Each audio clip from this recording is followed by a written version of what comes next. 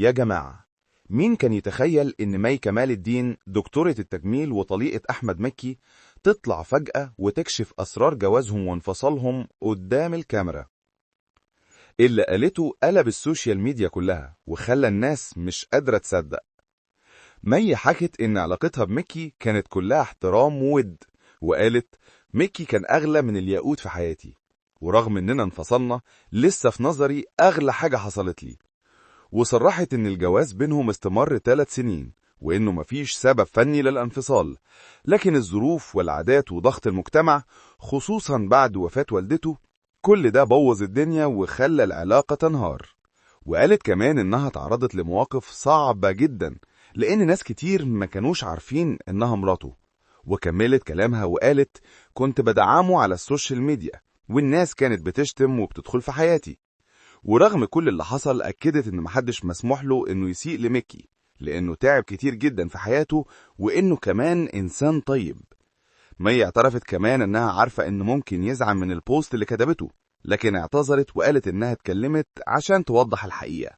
وفي الآخر وجهت رسالة صريحة عشان الجمهور يفهمها وقالت إحنا لا بقينا أصحاب ولا كملنا حبايب، بس بتمنى أشوفه في أحسن حال حتى لو مع غيري، ولا مفيش رجوع.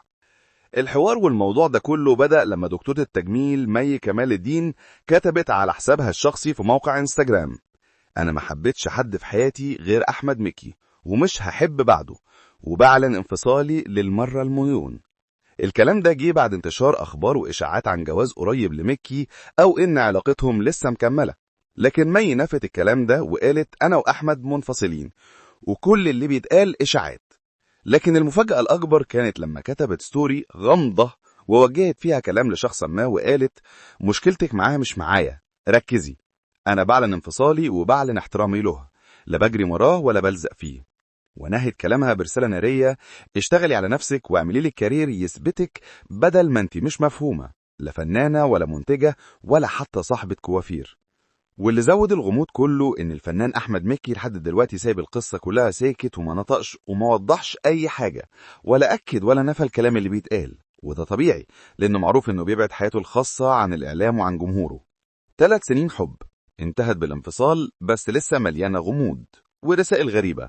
والسؤال دلوقتي هو صمت احمد مكي معناه تجاهل ولا في سر تاني لسه ما اتكشفش؟